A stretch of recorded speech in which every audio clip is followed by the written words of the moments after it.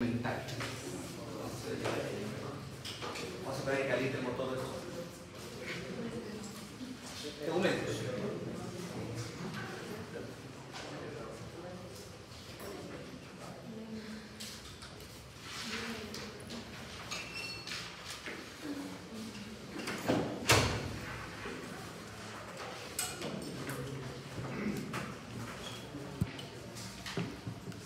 A mí siempre me han dicho de que cuando hacen las clases de cirugía y hablamos sobre piel, el doctor siempre se queja y me dice que quién se enseñó piel porque no se cobran los chicos estratos, no saben cuándo es una quemadura de primer grado, de segundo grado, cuándo se afecta un cuerpo tubuloso, la grasa ovípara, en fin. La idea de la clase de hoy es que fijemos un poquito esos conceptos para poder darse cuenta de que son útiles cuando hagan las clases de cirugía y de hecho cuando hagan los talleres de práctica.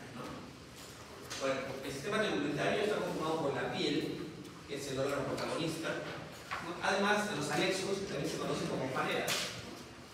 Hablamos de las uñas, el pelo, las glándulas sebáceas y las glándulas sudoríparas, básicamente. De hecho, si nosotros sacamos toda la piel que recubre la superficie del cuerpo, nos vamos a dar cuenta que es uno de los órganos más grandes que tendríamos. Si metemos una balanza, pesaría un montón, sería el más grande que el hígado, probablemente. Sabemos que la piel es una envoltura que reviste toda la superficie del cuerpo, es una envoltura que tiene una característica importante, es flexible, pero al mismo tiempo es muy resistente, muy dura. Y su componente protagónico es el epitelio, es un epitelio de revestimiento estratificado, plano y con queratina, básicamente. La piel es una estructura que se continúa hacia adentro nuestro en ciertas zonas donde hay orificios. Por ejemplo, se continúa a través de los orificios nasales, con el tracto respiratorio, con la boca, con el ano, con el tracto digestivo, con el uréter, con la vagina, con el tracto genitourinario, ¿no? Son zonas donde la piel se convierte en una mucosa y luego se convierte con la apertura a un sistema diferente. ¿Qué funciones tiene la piel? O sea, ¿para qué sirve la piel? Vamos a ver que la piel, de hecho, es protección. Bueno, nadie podría estar ni siquiera con la piel de la ropa puesta, una correa ajustada a la cintura, no podían ponerse lentes, ni un anillo, nada si no tuviese la piel que los protege. Es una protección física en un primer instante, pero también la piel evita, o es una región que está resguardada por el sistema inmunitario para evitar el ingreso de agentes extraños, patógenos, microorganismos, básicamente hongos, virus, bacterias, en fin. Tiene un manejo especial con el agua, la piel decide cuándo dejarla pasar y cuándo no, es una semipermeabilidad. Y eso hace, por ejemplo, que la piel sea tolerante o permita el ingreso de algunas sustancias que nosotros podemos untar a la piel. Ustedes se ponen cremas para ciertas enfermedades, por ejemplo, que ingresan a través de la piel, aplicación tópica. O sea, la protección puede ser hasta cierto punto vulnerada cuando nosotros decidimos que sea de esa manera. Otro aspecto importante de la piel es que tiene que ver con la regulación térmica. Y aquí participan no solamente la piel en sí, como órgano, sino los anexos, básicamente los folículos pilosos y las glándulas sudoríparas, como veremos dentro de un instante. Además, nosotros al sudar, al emitir sudoración a través de las glándulas sudoríparas, aprovechamos ese sudor para eliminar ciertas sustancias que tenemos que eliminar. El metabolismo de algunas sustancias químicas, por ejemplo, algunos medicamentos o algunos alimentos. Ustedes se han dado cuenta que cuando comen pion, sudan pion, cuando toman ron, sudan ron, porque se excretan muchos de los metabolitos de esas sustancias, se excreta la sudoración. Otra de las funciones tiene que ver con la síntesis. Ustedes saben que, por ejemplo, la vitamina D es una vitamina liposoluble que es vital para muchas funciones del cuerpo. Y hay dos fuentes de vitamina D. Una fuente de vitamina D es los alimentos que ingerimos que tienen vitamina D. Por ejemplo, ¿qué alimentos tienen vitamina D? D de dedo.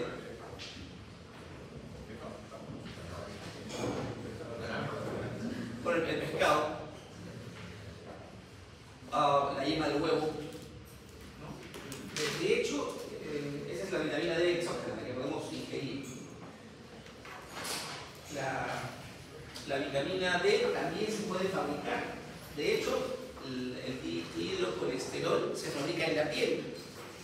La piel, con acción del sol, activa la síntesis de vitamina D, pero es un precursor, ¿no? Luego tiene que ir a otros órganos para completar su formación, ¿no? El 1,25 de colesterol o calcitriol, que es la vitamina D que utilizamos. Completa su síntesis a nivel hepático, a nivel renal, básicamente. Pero el precursor sale de la piel, ¿no? Otra de las cosas importantes que tiene que hacer la piel es el sentido del tacto, ¿no? Todos sabemos que de los 5 sentidos el tacto es uno de los más ricos, ¿no?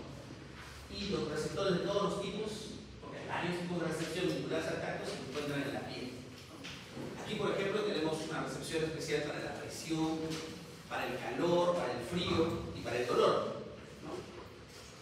Y esto alimenta de información a las personas sobre cómo se encuentra el medio en el que están ubicadas en determinado momento, ¿no? Por ejemplo, ustedes ahorita pueden hacer el diagnóstico de cómo es el medio gracias a la piel. Saben qué temperatura hay, por ejemplo, que no están siendo agredidos, por ejemplo. Ahora, las estructuras que contribuyen, todas ellas potencian los mecanismos que hemos mencionado, que son funciones de la piel. Como lo veremos rápidamente, vamos a ver eso al final de la clase. Vamos a centrarnos bastante en hablar de la piel, básicamente. La piel es un buen negocio. Para la medicina, la piel es una especialidad que se llama dermatología. Y lo que hacen los dermatólogos es ver piel y ver faneras. Es una residencia para algunas universidades de 3 años, para algunas otras de 4 años. Es una de las residencias más difíciles de entrar. O sea, de hecho, es una de las más difíciles. Yo creo que si hubiera sido asistente, la única especialidad que me pasó por la mente alguna vez era dermatología. Y digo que es difícil porque, bueno, pues el mercado médico es una de las que más dinero da, ¿no? Usualmente hay pocas plazas por universidad para esta especialidad y ingresan el quinto superior con una nota por encima de 80 del examen EXUM, ¿no? El examen único de resultado médico, ¿no? Y la piel como negocio médico tiene 2 vertientes, ¿no? Hay dermatólogos clínicos puros, que son aquellos que les encanta ver pus, que les encanta ver penfio, que les encanta ver psoriasis infectada, que les encanta ver esas cosas así putrefactas de la piel. Pero también hay los que hacen dermatología estética, ¿no? Que son los que les gusta un granito por ahí, un pelito que salió de más, ¿no? Que con todos los juguetes del mundo, láseres y cosas así para blanquear la piel, suavizarla, depilarla, eliminar cicatrices, ¿no? Ambas cosas, la primera, bueno, pues de hospital, la segunda de consulta privada y clínica, con mucho dinero. ¿Qué dice la piel? Vamos a analizar este dibujito un poco. Acá arriba, a la izquierda, nos vamos a dar cuenta de cuáles son las capas de la piel. La piel tiene 3 capas, ¿no? Básicamente, la superficial se llama epi sobre, ¿no? Epidermis, sobre la dermis. Luego está por debajo de la lámina basal del epitelio que constituye la epidermis, porque la epidermis básicamente es el epitelio de revestimiento, el estratificado plano queratinizado, esa es la epidermis, ¿no? Por debajo está la dermis, obviamente, dermis.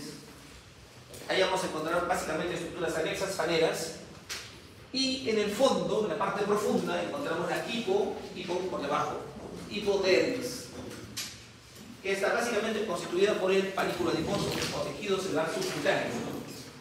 Por ejemplo, epidermis puede ser muy parecida en todos, dermis puede ser muy parecida en todos, pero hipodermis hay que variar.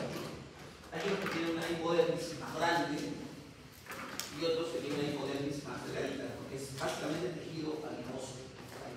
Depende de qué tanto coma. Ahora, estas son las capas. ¿Qué encontramos en la epidermis? Encontramos el epitelio y otras células anexas. Ese epitelio está formado por una célula que se llama, que es la célula epitelial, que se llama queratinocito. Queratinocito. Se llama queratinocito porque la finalidad de la célula epitelial es la de formar una capa que se llama queratina. La capa más superficial, que es queratina. Por eso se llama queratinocita. Y el queratinocito está formando capas. Varias capas que se conocen también como estratos. Por eso es un epitelio poliestratificado. O simplemente estratificado. ¿Por qué no poliestratificado? Porque es como una redundancia. Es una redundancia, ¿no? Simplemente estratificado. Pero en algunos libros aparece como poliestratificado, para que sepan que puede aparecer así. Es un estratificado que, como veremos en un rato, a veces tiene 4, a veces tiene 5 estratos. Luego tenemos la segunda capa, que es la dermis, ¿no? En la dermis encontramos dos regiones. Una región que se llama dermis papilar y una región que se llama dermis reticular. Miren, en esta imagen, por ejemplo, todo esto es la dermis, desde la lámina basal para abajo, hasta acá. La dermis papilar es esta que está llenando los huequitos de la lámina basal. La lámina basal suele tener ciertos pliegues, ciertos festones, ¿no? Ciertas ondulaciones, como se ve en esta imagen. Esos huecos que quedan debajo, esos espacios que están por debajo de cada onda, se llaman papilas dérmicas, ¿no? Y abajo el tejido conjuntivo laxo, básicamente. Esa es la dermis papilar, la que rellena las papilas dérmicas, ¿no? Por debajo, el tejido se hace un poco más denso e irregular hacia abajo. Y esa es la dermis reticular, ¿no? No hay una transición exacta en donde comience la hipodermis, salvo que veamos tejido adiposo puro y ahí decimos tienes de cabeza es hipodermis, ¿no? Entonces la segunda capa es superficialmente papilar, tejido conjuntivo laxo, y más adentro reticular, tejido conectivo denso, irregular o no modelado, ¿no? Mucho colágeno, sobre todo colágeno reticular, fibras de colágeno 3, básicamente. También hay 6, 4, en fin. Y bueno, ya dijimos la hipodermis, tejido conectivo laxo, pero lo que importa es la presencia abundante de tejido adiposo, lo que constituye el panículo adiposo, o tejido celular subcutáneo. Los libros aparecen con diferentes nombres. Hablemos de la célula de la epidermis. En realidad hay varios tipos celulares, veremos en un ratito, pero el más abundante es el queratinocito. El queratinocito es una célula que se encuentra en varios estratos. El estrato que se encuentra pegado hacia la lámina basal se llama estrato basal, ¿no?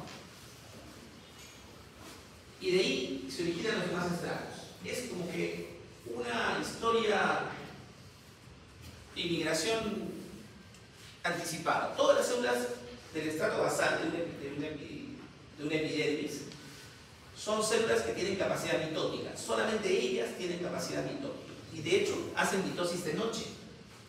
De día no. Hacen mitosis de noche. Se ubican en ese lugar, se reproducen y como hay un espacio ahí, la célula avanza al siguiente lugar.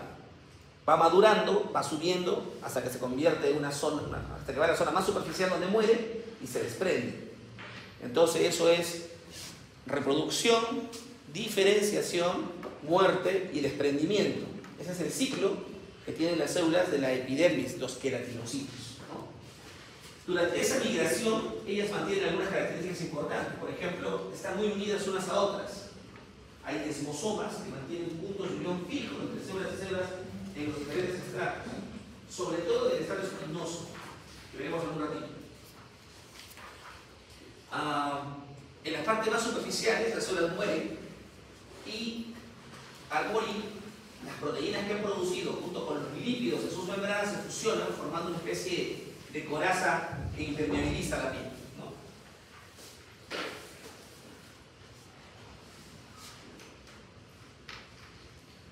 Acá tenemos una imagen de la piel.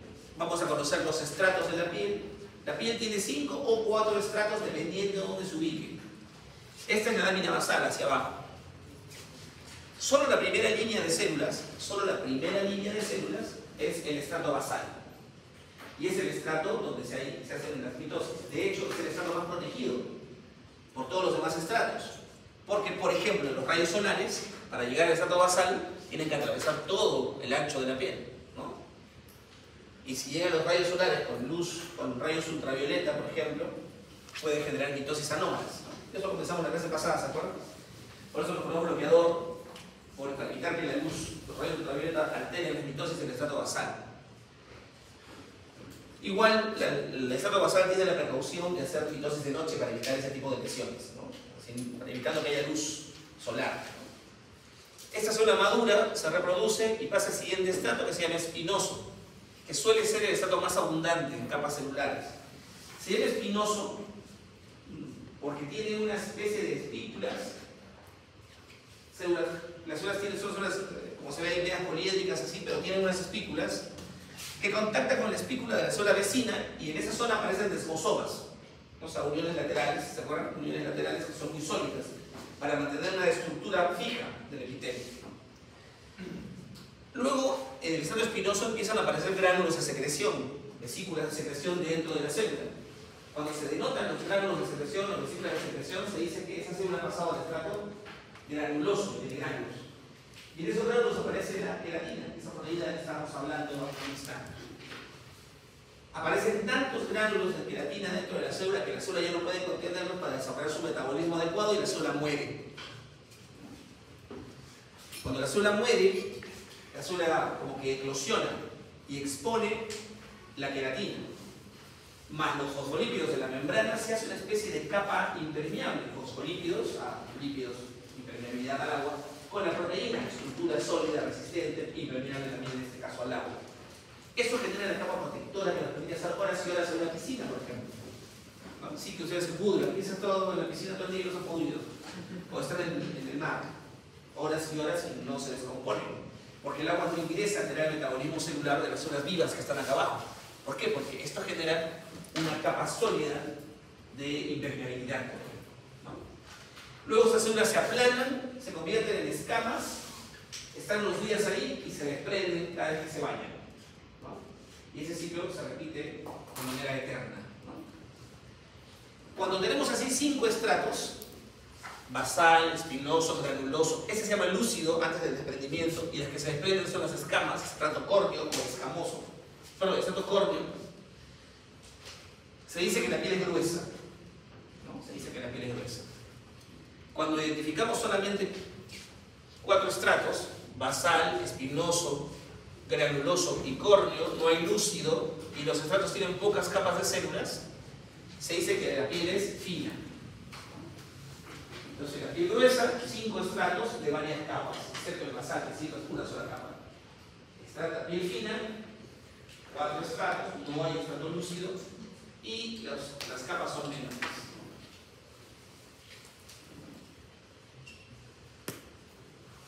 ¿Cuánto demoran estos procesos? Ya dijimos, ¿no? Que el queratinocito en estrato basal hace mitosis de noche. Dice que la célula basal se replica más o menos en promedio cada 200 a 400 horas. ¿No? Cada 200 horas una célula hace una mitosis. Luego pasa al siguiente estrato. Y para diferenciarse, es decir, para llegar del estrato espinoso, granuloso al lúcido, más o menos pasan 14 días. Cada célula demora 14 días en pasar desde el estrato espinoso hasta arriba, hasta el estrato granuloso o lúcido. Y luego, en ese estrato permanece 14 días más, ¿no? Hasta desprenderse. Por lo tanto, diríamos que una célula evoluciona, se diferencia y se desprende más o menos en un mes, cada mes, ¿no? 28 días, 14, ¿no? O sea, en un mes ustedes renuevan casi por completo su piel, ¿no? ¿Pueden hacer que eso demore más? Sí, pueden hacer que eso demore más, ¿no? 30 días, 31 días. ¿Qué tendría que evitar? Bañarse. Si no se bañan, el estrato córneo se acumula, aparecen como placas feas que se agrietan, que se denotan en zonas obvias como el cuello, ¿no? Las axilas, en fin, eso se ve mal. Y permanecería 30 días, 32 días, 36 días. Pero como ustedes se meten al agua todos los días, usan jabón o hacen lo que usen para bañarse, eso hace que se rompa, ¿no? Esa impermeabilidad y se desprendan las zonas más superficiales del estrato córneo. Este fenómeno es importante, el que genera la capa impermeable de la piel, la función protectora más interesante, ¿no? Del estrato granuloso, esos granulos con proteína, luego pasamos a un estrato córneo, que son escamas, que son estas mismas células que se han muerto y han organizado bien el material que tenían en su etapa vital. Es decir, han organizado bien sus proteínas, asociándola bien a sus lípidos de la membrana para generar una escama impermeable al agua, básicamente. Que para ustedes eliminarla tienen que romperla, y la rompen utilizando detergentes, ¿no? Básicamente detergentes, que es el jabón, ¿no?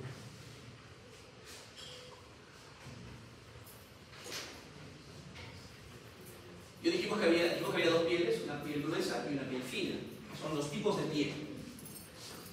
No se trata de que unos tienen piel gruesa y otros tienen piel fina, no. Nosotros en nuestro cuerpo tenemos zonas de piel gruesa y zonas de piel fina. Las zonas de piel fina, perdón, las zonas de piel gruesa son solo dos.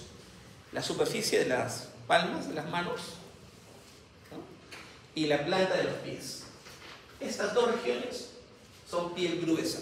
Es decir, voy a encontrar 5 estratos con más capas de células en los estratos espinoso, granuloso y el estrato córneo gordo, ¿no?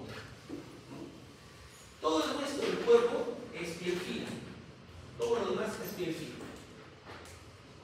Pero no son las únicas diferencias. Hay otras diferencias entre piel fina y piel gruesa. Por ejemplo, la piel fina, además de ser la que reviste la mayor parte del cuerpo, de que no tiene estrato lúcido, sino solamente basal, espinoso, granuloso y córneo, y de capas finas, también en esta piel encontramos pelos, glándulas sebáceas y glándulas sudoríparas de los dos tipos, ecrinas y apocrinas.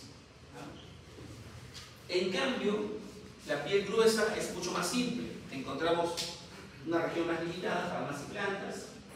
Encontramos 5 estratos, aparece el estrato lúcido y los estratos son más gruesos de capas celulares. Un estrato córneo que llama mucho la atención, es muy gordo. Y aquí encontramos faneras, solamente glándulas sudoríparas ecrinas. Solo ecrinas, ¿no? Excretan agua básicamente. No vamos a encontrar nosotros en la piel gruesa pelos. O sea, no miras en las manos, tienes en las plantas de los pies, no hay folículo piloso. Tampoco hay glándulas sebáceas. O sea, las palmas de las plantas no producen grasa. Solamente producen agua o sudor acuoso y tiene una capa córnea gruesa, ¿no? Miren, esta es una imagen de la piel gruesa. Esta es la lámina basal, ¿no? Aquí está la lámina basal, festoneada. Esto que está acá abajo, ¿qué es? Dermis papilar. Dermis papilar. Todo esto, rojito intenso hasta acá, es epidermis. Yo ya sé que la primera capa, esa que está pegada a la lámina basal, es el estrato basal. Y todo este gordo de acá, es el estrato córneo, es capa gruesa. La línea previa, que es un poco oscura, es el estrato lúcido, ¿no? El resto debe ser espinoso y granuloso. Pero miren qué gruesa es esa epidermis, ¿no? Es muy gruesa. En cambio, esta otra imagen muestra igual arriba papila, una papila grande, acá otra, ¿no? Esto es dermis papilar. Y para abajo, esto es dermis reticular. Esto es el epitelio de la epidermis, esta es la lámina basal, el estrato basal. Y esta escama delgadita, así como que se quiere desprender, es el estrato córneo, ¿no? Y entre uno y otro hay un espacio pequeño nomás. Es una piel fina. Además tiene cositas, pues, ¿no? Una glándula sebácea, un folículo piloso, otro folículo piloso. Es piel fina. Aquí para que veamos un poco mayor aumento la piel fina, el estrato basal, esto de acá es dermis papilar, y arriba el estrato córneo.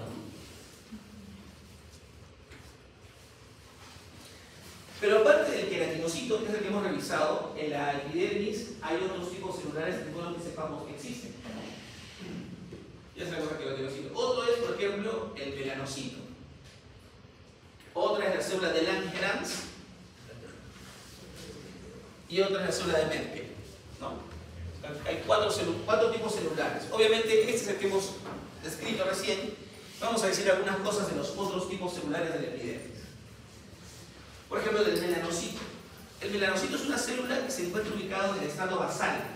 Está metida dentro de los queratinocitos basales. Cada ciertos hay un melanocito. Tiene una forma globulosa, más o menos, que emite unas proyecciones citoplasmáticas al estrato espinoso. Es una célula que embriológicamente proviene de la cresta neural. ¿Qué más viene de la cresta neural? ¿Se acuerdan de las glándulas suprarrenales? Las glándulas suprarrenales son cresta neural, ¿cierto? ¿Qué producen las glándulas suprarrenales? Las catecolaminas, ¿no? La médula produce catecolaminas. ¿Qué más viene de la cresta neural? Células nerviosas, ¿no? Neuronas. Células nerviosas que producen también neurotransmisores de tipo catecolamina. Cuerpos globulosos, núcleo irregular, ya dijimos que sus cuerpos están en el estrato basal, tienen prolongaciones que llegan al estrato espinoso. Lo importante de estas células es que dentro de su equipamiento tiene una enzima que se llama tirosinasa. La tirosinasa. Y la tirosinasa transforma a la tirosina en melanina. Dentro de estas células hay unas estructuras celulares que se llaman melanosomas. Melanos o cuerpos de melanina, melanosomas. Dentro de los melanosomas está la tirosinasa. Ahí también está la tirosina, y cuando la tirosinasa degrada la tirosina, se convierte esta en melanina. Y la melanina es un pigmento. Es un pigmento oscuro que es luego liberado, pero no se libera en el estrato basal, sino se libera en el estrato espinoso. Y las células del estrato espinoso, los queratinocitos del estrato espinoso, toman el pigmento y se pintan de él. El melanocito no tiene color, el melanocito es transparente, como una malagua, es transparente. Pero el color que produce, ¿no?, la melanina, pigmenta al estrato espinoso, y luego a partir de ese momento todos los demás estratos salen con color, y es el color que tenemos nosotros en la piel.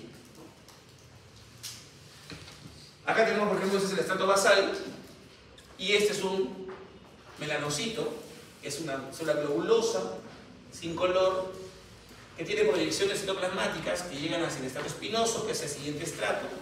Aquí vamos a encontrar los melanosomas, donde está la tirosinasa y donde la tirosina es convertida en melanina. Acá es el fenómeno que acabamos de escribir. Tirosina, tirosinasa, melanina, en el melanosoma. Pregunta: ¿quién tiene más melanocitos? ¿El de arriba a la izquierda? ¿El de arriba a la derecha? ¿O el de abajo? Arriba a la izquierda. Solo porque es negrito, dicen, ¿no? La otra pregunta sería: ¿quién de ustedes tiene más neuronas? A ver. Yo una vez el cerebro y cuántas patas tiene por milímetro cuadrado, ¿quién tendría más? ¿Ah? ¿Sí, en serio? Puedes tener neuronas y muertas porque es la cantidad igual, ¿no? O se las comieron las células. ¿Quién se come las neuronas muertas? La glía, ¿cierto? La microglía. La verdad es que eso mismo pasa acá. O sea, todos ustedes, espero, ojalá, Dios quiera, tengan la misma cantidad de neuronas, igual de eficientes y útiles, ¿no? El uso es otra cosa, ¿no? Igual pasa acá. Todos, o sea, incluido Paolo, tienen la misma cantidad de melanocitos en sus estratos basales, pero todos lo usamos o producimos una cantidad distinta de pigmento. Probablemente el de arriba a la izquierda tiene razón, ustedes no sé que tienen más células, pero sí que tienen más actividad de las células, y por eso tiene ese color de piel, que no solamente va a la piel, va al pelo, va a los puntos de la iris, ¿no? En cambio, el de arriba a la derecha probablemente tiene una actividad muy limitada de sus melanocitos, por lo tanto es así, pues. Si le quitamos el calzoncito va a haber todo blanco seguramente, porque no tiene pigmento, o un pigmento, una cantidad inactiva de ese pigmento. En cambio nosotros tenemos una gama exótica, ¿no? Si nos hacemos un diagnóstico de color de piel, todos los que estamos acá, probablemente encontramos un color para cada uno, distinto, ¿no? Y dice que uno coincida con otro, porque somos como que medios únicos, ¿no? No todas las áreas del cuerpo tienen el mismo número de melanocitos, pero eso es que hablamos de un individuo en su cuerpo. Hay zonas donde tenemos más actividad de melanocitos, pero donde tenemos más melanocitos, ¿no? La relación de melanocitos entre célula basal y con la célula basal del epidermis varía, dice, ¿no? De 1 a 4 a 1 a 10. Por ejemplo, dice, en la zona de los brazos y los muslos pueden haber hasta 1000 melanocitos por milímetro cúbico, ¿no? Pero estamos hablando de brazos y muslos, ¿no? Pero si hablamos de la cara, por ejemplo, o del cuello, puede haber 4000.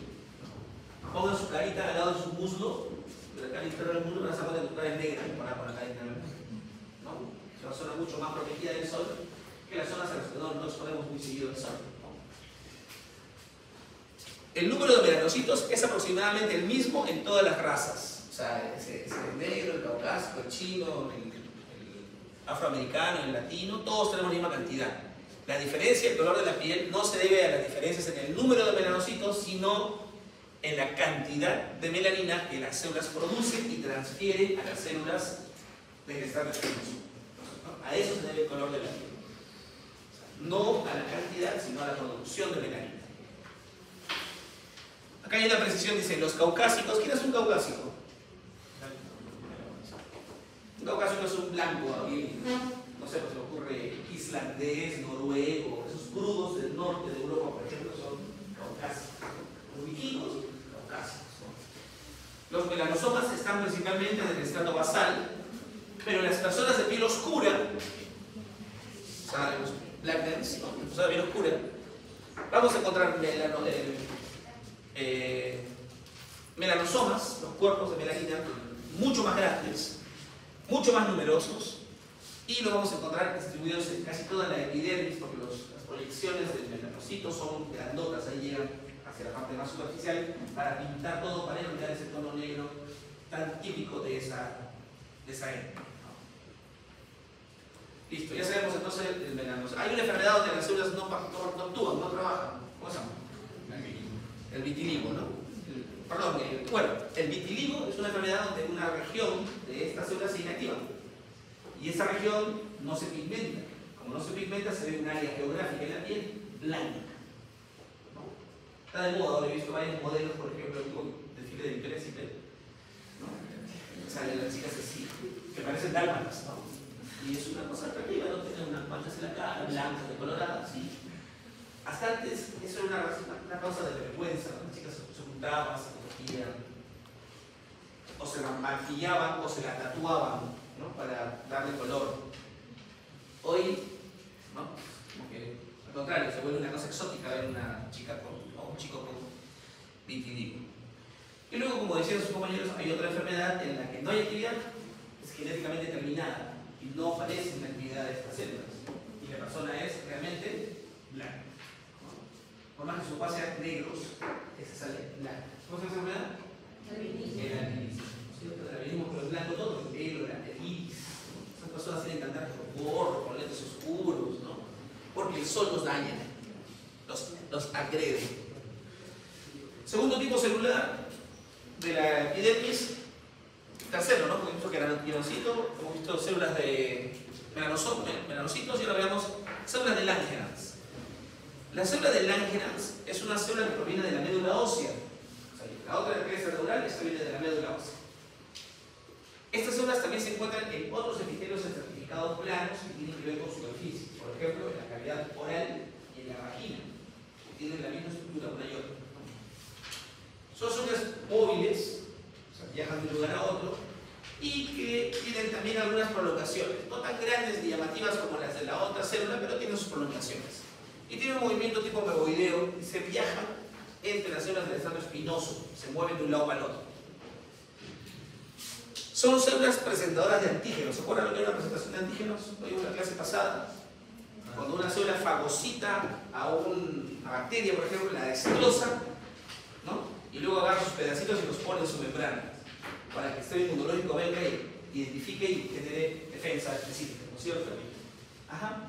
Entonces, las células de Langerhans son un tipo especial de células del sistema mononuclear fagocítico presentadoras de antígenos, ¿no? Como lo son el monocito, vamos a hablar también del macrófago alveolar, de la célula de Kupffer en el hígado, todas ellas tienen esta función. Fijan los antígenos en su membrana para poder presentarlos. Viajan periódicamente por vías linfáticas a los ganglios linfáticos para despertar respuestas inmunológicas, ¿no? Ahí presentan los antígenos a los linfocitos y se despierta la respuesta. Acá tenemos, por ejemplo, en el epidermis, tenemos acá una célula, así se ve por sus proyecciones, una célula de Langerhans. Viaja por todos sus sitios, recoge antígenos, luego viene, se va a la sangre, llega al ganglio y el ganglio presenta los antígenos para despertar respuestas inmunológicas, ¿no? Otro tipo de célula que encontramos en la epidermis, la célula de Merkel. Estas células también se encuentran en el estrato basal. Las encontramos con mayor abundancia en las plantas y en las palmas. Eso algo nos querrá decir, ¿no? Hemos identificado la presencia de unos gránulos muy pequeñitos, densos, en su citoplasma. También tiene cierta fijación con los queratinocitos del estrato espinoso a través de desmosomas, pero se les identifica como mecanorreceptores. Vamos a identificar incluso en alguno de ellos algunas asociaciones de terminaciones nerviosas. Algunos autores dicen que tienen actividad endocrina, bueno, secreción de hormonas, pero hormonas me digan. Ahí tenemos, por ejemplo, un estrato basal, y acá tenemos unas células de Merkel que tienen una terminación nerviosa que se acerca, se asocia, ¿no?, a ella. De hecho, en el tacto vamos a encontrar muchas estructuras vinculadas con funciones específicas, y todas ellas tienen alguna vinculación con el estrato, con el epidermis, ¿no? Y eso es algo que sería bueno que ustedes revisen, porque no hay una clase específica de cada una de estas. O sea, no voy a dictar una clase de estas terminaciones, ¿no? Por ejemplo, las terminaciones que tienen que ver con dolor usualmente son nervios libres. O sea, un nervio expuesto duele, así por definición.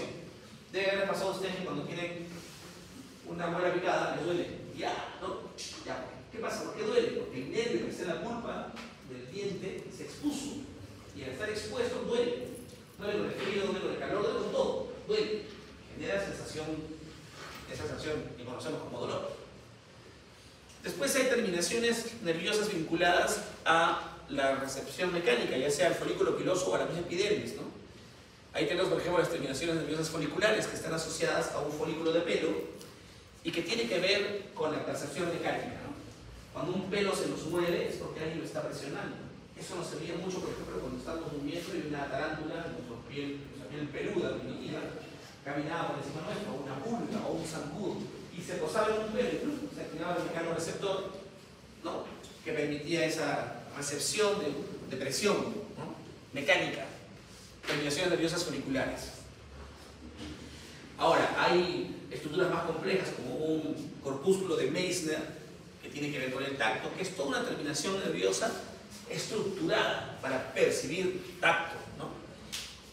Los corpúsculos de Pacini, los discos de Merkel, acabamos de hablar de las células de Merkel, que son estas de acá, y el corpúsculo de Pacini que tiene que ver con mecanorrecepción, presión, sensación de que algo nos está presionando.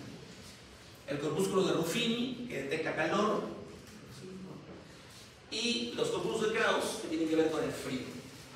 O sea, todas son terminaciones nerviosas que llevan señales específicas para decirle si algo es jugoso, si algo es duro, si algo es blando, si algo es cálido, si algo es frío, ¿no? Y esa información el cerebro interpreta y toma decisiones. Así que dense una checadita a los receptores de la piel vinculados a la sensorialidad. ¿Cuándo hablamos de sensibilidad y cuándo hablamos de sensorialidad?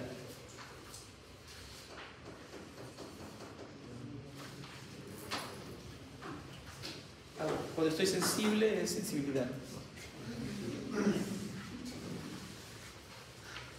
Bueno, la sensorialidad tiene que ver básicamente con los sentidos, ¿no? Pues es sensorial la percepción de la luz, es sensorial la percepción del sonido, es sensorial la percepción del gusto, es sensorial la percepción del olfato y es sensorial esto. Toda la demás información que se lleva el sistema nervioso es sensitiva. Y así estamos, pues, ¿no? La piel, cuando es joven, tiene una estructura, sobre todo en la dermis, que la hace tersa. Esa estructura está soportada en moléculas que se mantienen activas, intercambiadas, renovadas, básicamente colágeno, ¿no? Colágeno tipo 3, colágeno tipo 4, colágeno tipo 6, son los colágenos que son metabólicamente muy dinámicos cuando uno es joven. Y hablo joven usualmente de 30 años, ¿no? O hasta 30 años. Después de los 50 años, esas fibras de colágeno se renuevan con más lentitud, o no se renuevan, o se rompen, o están incompletas o están falladas, ¿no? Ya no se polimerizan tan bien como lo hacían cuando éramos jóvenes. Eso hace que se pierda la tensión, la textura original, y aparezca una flacidez. Esa flacidez hace que los gestones de la epidermis sean mucho más marcados y hace incluso que la epidermis misma se festonee. Y eso se conoce como arrugas, ¿no? Arrugas.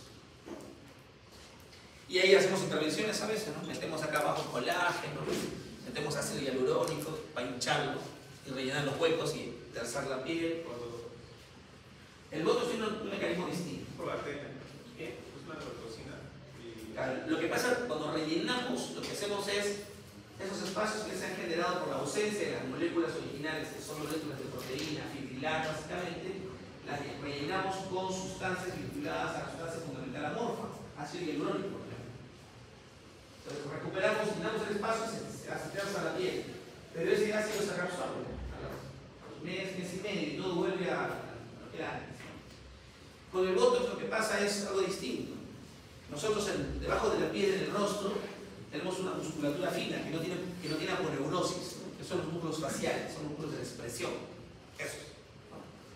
¿Qué hace el ¿no? Platismo, auriculares, auricular de los labios, esos músculos, ¿no? Lo que hace uno con el botox es los paraliza.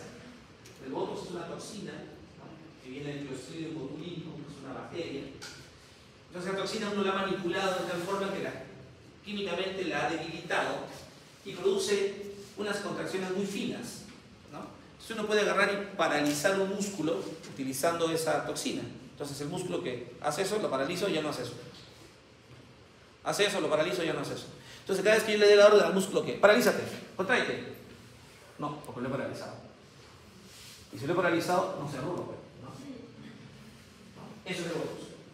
Entonces vienen los dermatólogos intervencionistas, los médicos cirujanos plásticos, los oftalmólogos, que son los certificados para hacer eso. También podrían ser los médicos que han hecho cosmetría. Hay médicos que hacen medicina estética, también podrían hacer otros.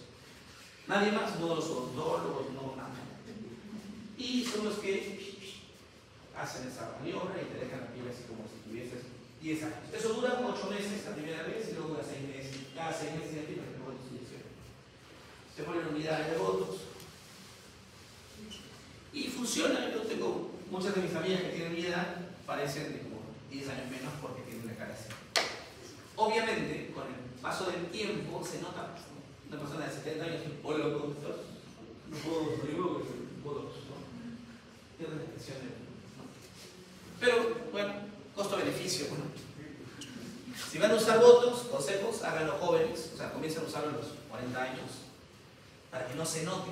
Porque dicen, yo tengo 60, no puedo poner botox. Hoy día estás así, mañana estás así.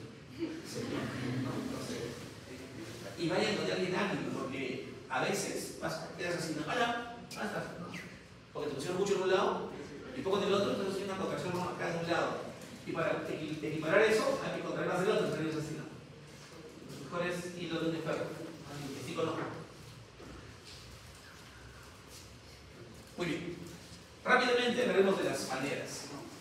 La más sexy de todas las maneras. La piel fina está cubierta de pelos. A ver, si la piel fina, por definición, tiene que tener pelos, folículos pilosos. Aunque hay zonas finas donde no hay pelos. A ver, ¿dónde no hay pelos, chicos?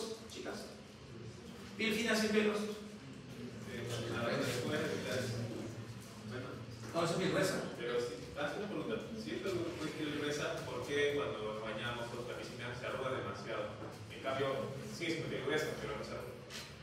Claro. ¿Por qué se arruga? Yo debería preguntarte eso. Es clase de biología. Tengo entendido que en todos los cartilages hay un extracto que no está. Y eso hace que tengas a... Bueno, en realidad, agarra una aguja de coser y puedes desprenderte del trato conforme. Desde la yema del dedo hasta toda la mano. Es muy gruesa. El cambio de la arrugación, cuando se empieza a arrugar por la piscina o por el mar, es por un fenómeno de osmolaridad. ¿No? O sea, la osmolaridad que tienen las células es distinta a la osmolaridad que tiene el agua en la que estamos. Entonces, para compensar, nuestras células intentan diluir el agua del mar. Entonces empiezan a botar agua para hacer más diluida el agua del mar. Entonces la célula al botar agua se reduce de tamaño y todo se arruga. Lo que pasa en la piscina. no nos damos cuenta que esa piscina tiene cloro, tiene un montón de moléculas y concentraciones distintas a las moléculas de nuestra intracelular. Entonces botamos agua y todo se arruga. O sea, no hay una variación. Pero yo hablaba de folículos pilosos. ¿Dónde hay piel fina sin pelo? Agarra una lupa para encontrar un montón de pelos en el cuello. Ya deja de estar manoseándose. Ustedes. Por ejemplo, los labios. El borde libre de los labios es piel fina y no tiene pelo. El glande. Si ustedes analizan el glande, es piel fina. No el cuerpo del pene. La piel que recubre el pene, el prepucio es piel fina con todo. Pero si ustedes cubren el glande, es piel fina. Muy bien. Entonces, el resto tiene pelos. Obviamente, no tantos como los de la imagen, pero en realidad el hombre ha evolucionado de ser un hombre así, ¿no? ¿Y por qué lo decimos? Porque tiene folículos pilosos. ¿Para qué servían los folículos pilosos? ¿O para qué nos sirven? Básicamente para la protección. De hecho, una capa de pelo grueso nos protege del sol, porque evita que la piel esté agredida directamente por los rayos UV, porque los pelos se entrelazan. Nos protege de que nos pique pues una tarántula o una araña, que nos pique un zancudo. Ahora están de moda los Aedes aegypti, acá en Cocoyay. No sé, no he visto dengue, pero sí está el vector. Ojalá que llegue ya el invierno para que se mueran todos un poquito. Nos protege de ese tipo de lesiones. También nos protege de lesiones mecánicas, porque ustedes estaban trepados en un árbol, ¿no? De un lado por otro, y las ramitas, ¿no? No les arrancaba la piel, no les destrozaba la piel, porque tenía una capa de pelo encima que evitaba que todo lo que le pasa a un mono, a eso. O sea, para eso no se evita. De hecho, incluso hay una fijación antropológica de la atracción, ¿no? Para darse cuenta que hay chicos y chicas que sienten atracción por los pelos. Hay mujeres a las que les gustan los hombres que tienen el cuerpo revestido de pelos. Hay hombres a los que les gustan los hombres que tienen el cuerpo revestido de pelos. Hay toda una especie, ¿no? Los osos, ¿no? Son flacos, nutren. Y aunque no lo vean, también hay chicos a los que les gustan las chicas que tienen pelos. Y ahí dicen, amor, no te rasures ahí. Porque me llama la atención la frondosidad. Y aunque no lo crean, pasa. Tengo una amiga que tengo cariño que mi vida era obesa así, 122 kilos. Era bonita la obesa. Y agarró y decidió operarse, porque el ejercicio no la da nada. Se hizo una orquesta sinfónica gástrica, se hizo un bypass. Y en 2 años bajó a 70 kilos. Mira, un metro 72, ¿saben? Y ya, pues la altura de ella está regia, pero se calateaba y tenía piel que le sobraba por planchar, como para hacerse un borrón de enciclopedia. Así que fue un amigo que el cirujano plástico dijo, sácame la piel que me sobra, y el cirujano plástico le sacó toda la piel que le sobraba y la dejó Barbie. O sea, entonces esa niña calata es una diosa, ¿no? Y es mayor, tenía los senos por acá, pero cuando se fue la piel, todo se ha acomodado y se ve bien. Ella se ha reencontrado con su parte femenina y todo.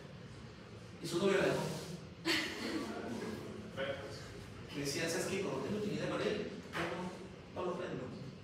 Los ojos los dejo en nada. Y yo le decía, pero ¿por qué me gustan gorda? Yo la amaba porque era gorda, ahora que está infráfraga, no pesa nada. Y no le excita. ¿No? Porque en nuestra mente tenemos ciertas fijaciones que nos hacen entender lo que es atractivo, lo que nos motiva y lo que no. Los pelos son una de esas cosas, ¿no? O sea, hay gente que, como hay gente que tiene repulsión, ¿no? Le dice, métete en cera y arréglate de todo. O sea, también hay necesidad, por ejemplo, los nadadores olímpicos, clavistas olímpicas, se meten en cera y se sacan hasta el pelo más chiquito que tienen, porque un pelo los puede frenar.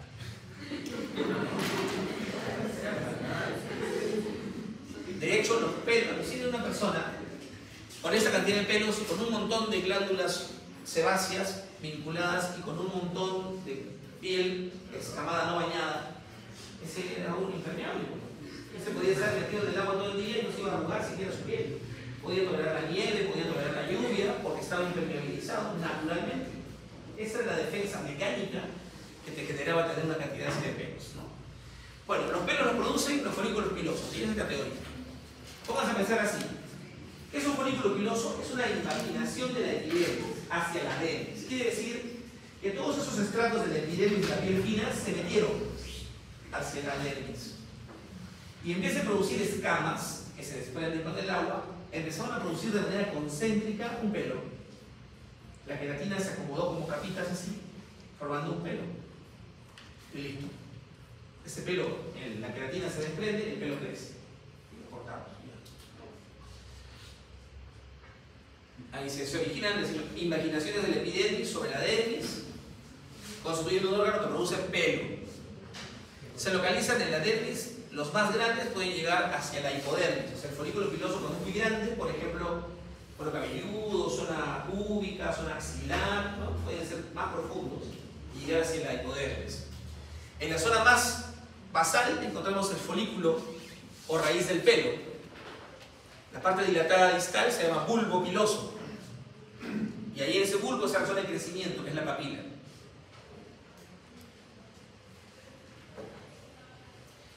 Cada pelo está asociado usualmente a un musculito que se llama músculo piloerector.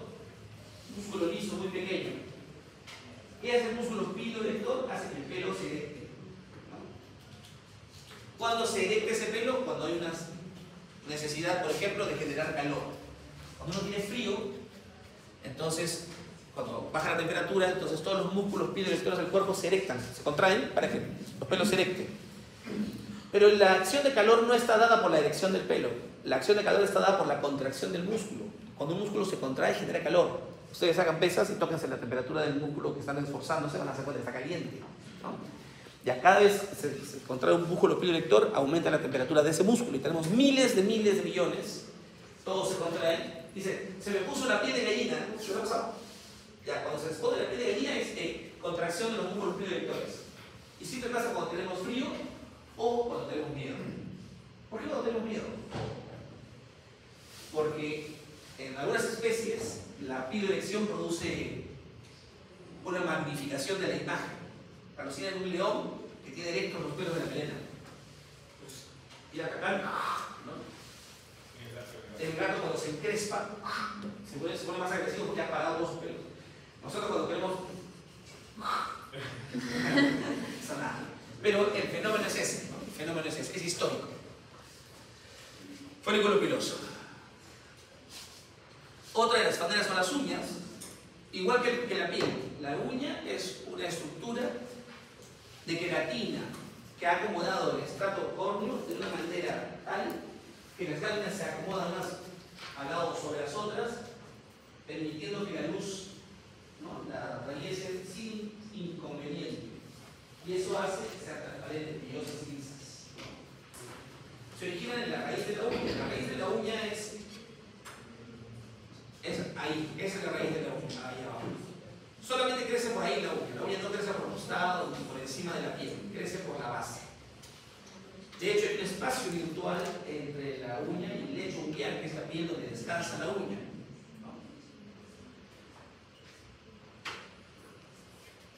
La queratinización produce una placa córnea, que es la uña misma, que así como el pelo y como las escamas se desprenden, en este caso crecen cristalmente, ¿no? Y ustedes se cortan las uñas para eso.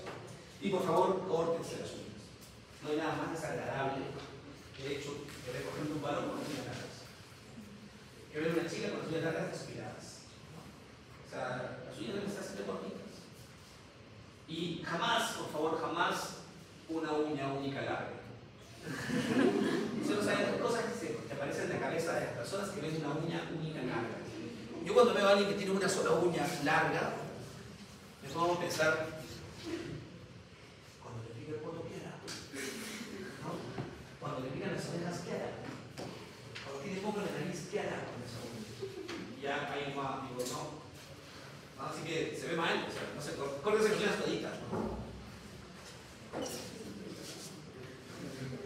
Además, cuando evalúen a un paciente, que eso es importante, no hay nada más chévere que el médico tenga las manos suaves, o sea, tiene que usar crema de manos, tiene que foliarse las manos periódicamente. No lo digo por una pasión así superficial, en realidad pónganse en lugar del paciente. Más si es un niño ese paciente. Las manos tienen que estar tibias antes de tocar a un paciente, caliéntense las manos, frótenselas o usen agua tibia para. Pero no hay nada más feo que tocar la mano helada. A todos nos ha pasado, ¿no? Viene un flaco y dice, dale, te golpe, te la mano en el baño, ¡ah! Palita, ¿no? Mano tibia, ¿no? Y las uñas cortas, porque te van a tocar, te van a hacer un tacto, ¿no? Y con las uñas, por favor. Las glándulas sebáceas son unas glándulas que están asociadas usualmente a los pelos. Cada pelo tiene un músculo y tiene una glándula sebácea. ¿Y qué hace la glándula sebácea? Produce de manera holocrina, ¿se acuerdan de la secreción holocrina? Ya produce grasa, que lo que hace es impermeabilizar el pelo. ¿Por qué lo impermeabiliza? De hecho, lo forran de grasa para hacerlo brillosito, ¿no? Todos cuando nos bañamos y estamos en el día tenemos un pelo brilloso porque, ¿no?, está forrado de grasa. En otro momento era para generar un sello protector, como el que vimos en el hombre hace un rato peludo, el peludo con grasa en el agua. Por ejemplo, los castores tienen el pelo reforrado de grasa y pueden estar horas haciendo represas en los canales sin tener trastornos hidroelectrolíticos o de deshidratarse, ¿no? ¿Por qué? Porque están impermeabilizados. Eso hace la grasa. Un pato puede estar volando, una gaviota, y ve un pescado y se mete, bucea, lo pesca y sale y sigue volando. Sus plumas no se llenaron de agua, haciendo lo pesado, evitando que nada, que vuele, ¿no? Las plumas están impermeabilizadas, por lo tanto el agua no las impregna y pudo volar. ¿Qué lo hacen? Las glándulas sebáceas. Pero ojo, en nosotros, la verdad, es chévere, pero en una época están llenos de grasa, ¿no? Pero no dañarse. Porque si bien es cierto, el brillo del pelo es bonito un día, en el segundo día el brillo del pelo se hace opaco porque hay más grasa. Al tercer día se hace más opaco y la grasa se oxida. Y cuando la grasa se oxida, ¿qué pasa? Huele mal. La grasa oxidada huele mal, huele a sebo, ¿no?, acetonas. Entonces tú acercas a alguien, hola, ¿no? Huele mal. Entonces, es bueno quitarnos esa grasa de las glándulas sebáceas que revisten nuestros pelos utilizando champú o utilizando jabón en la piel. Ya saben, glándulas sebáceas, secreción de tipo holocrino, ¿no? Acá está un folículo piloso acá y acá está una glándula sebácea. Finalmente, las glándulas sudoríparas. Hay dos tipos de glándulas sudoríparas, las ecrinas y las apocrinas. Producen sudor, el sudor es agua, ¿no? Las glándulas ecrinas se encuentran en toda la piel, gruesa, piel fina, y producen una secreción de tipo acuosa. Son de tipo tubular simple, enrolladas o arrolladas, según el libro que vean. Es decir, que el tubular se enrolla sobre sí mismo, es un nudo ahí. Su conducto es más estrecho en la porción secretora y producen agua. ¿Para qué? Para eliminar sustancias, función de excreción, pero también para controlar la temperatura. Una forma de bajar, para subir la temperatura que hacemos, piloerección, ¿no es cierto? Separar los pelos. Pero para bajar la temperatura que hacemos, dos cosas. Circulación sanguínea hacia la epidermis, lo más cercano a la epidermis, o sea, te pones rojo. Cuando hace calor te pones rojo, manda la sangre a la piel. Y segundo, la mojas la piel. ¿Cómo? Con sudor. Entonces cuando viene un airecito suave y toca esa piel húmeda, el frío del aire se potencia. Y ese frío pasa a la sangre que está más superficial. Y esa sangre se enfría y recircula y eso baja la temperatura. Eso que nos pasa en la piel a nosotros, les pasa a los perros en la lengua. O sea, el perro no puede hacer lo mismo porque tiene la piel cubierta de pelos. No podía enfriarse. ¿El perro qué hace cuando tiene calor? El perro no saca la lengua porque tiene sed. El perro saca la lengua porque tiene calor. Lo que hace es la lengua húmeda, llena de sangre, la enfría con el aire para que la sangre recircule y se baje su temperatura. ¿No? ¿Por qué? Por la acción de las glándulas de tipo ecrinas. ¿No? Esa es la secreción ecrina, ¿no? En todas partes. No va a correr, suda totalmente. Pero hay regiones donde tenemos una secreción de tipo apocrino. Son zonas medias especiales. que se activan en la adolescencia, ¿no? Si uno hace jugar fútbol a 2 niñitos de 5 años, uno lo agarra, lo pechuna y solamente huele saladito, ¿no? Pero si uno hace jugar fútbol a unos chiquitos de 22 años, uno los abraza, a latitos la pesca, ¿no? ¿Por qué? Porque sus glándulas aprinas se activaron. Tras la adolescencia, esas glándulas empiezan a producir una secreción que es colonizada por bacterias y la transformación de la secreción por estas bacterias genera un olor típico, ¿no? Ese olor que nosotros neutralizamos, por ejemplo, con desodorante. Las axilas tienen ese olor. La región areolar, las glándulas sudoríparas de la región mamaria, chicos en las tetillas, las chicas en los pezones, esa zona también tiene secreción de tipo green, ¿no? Huele así. La región púbica también tiene ese tipo de secreción. La región perineal y perianal también tiene esa secreción. Por eso, si no se bañan, ese olor en los adultos se potencia, ¿no? Y huele mal. Como les dije, es una secreción que sale después de la adolescencia. ¿Por qué? Porque está influida por las hormonas sexuales. De hecho, en algunas especies, ese olor es el que atrae a la especie opuesta en el periodo de ovulación, ¿no? Una perrita cuando ovula activa la secreción de apocrina, apesta a la perra y los perros la corretean para presentar, ¿no? Y garantizar la persistencia de la especie canina, ¿no? Dime. Entonces, es normal que digamos, uno siente atracción a su pareja cuando tiene sus olores, porque si no es como hormonas, son hormonas, ¿no? Entonces, como que... Sí, o sea, de hecho, en nuestro yo primitivo existe una vinculación a la señal femenina de ovulación producida por el sudor especial apocrino, ¿sí? La evolución nos ha permitido como que racionalmente bloquear esa atracción y utilizar mejor un perfume rico, ¿no? Ah, qué rico hueles, y le quita la ropa, ¿no? No necesariamente cuando estoy volando, sino cuando tenga ganas de oler rico. O sea, se nos fue el instinto para volver racionales y poder escoger cuándo querer, ¿no? Pero los perros no usan perfume por eso, ¿no? Huelen y jalan, ¿no? a la especie femenina, ¿no? Para poder procrear, ¿no? Pero las glándulas de este tipo son las responsables de esos olores, ¿no? También son tubulares sin desarrolladas. Las bacterias son las responsables de este tipo de olores. Acá se ve una glándula sudorípara. Al corte se ven varios de sus.